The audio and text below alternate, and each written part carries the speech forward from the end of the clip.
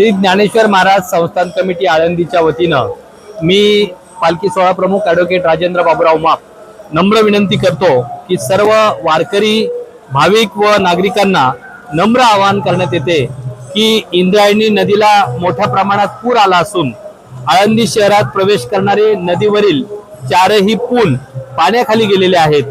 त्यामुळे सध्या आळंदी शहरात येणं सुरक्षित नाही। जे वारकरी व भाविक आळंदीच्या दिशेने प्रवास करत आहेत त्यांनी ज्या ठिकाणी आहात त्या ठिकाणी अथवा त्या लगतच्या सुरक्षित ठिकाणी थांबावं। आळंदीमध्ये येण्याचा कुठल्याही प्रकारे प्रयत्न करू नये।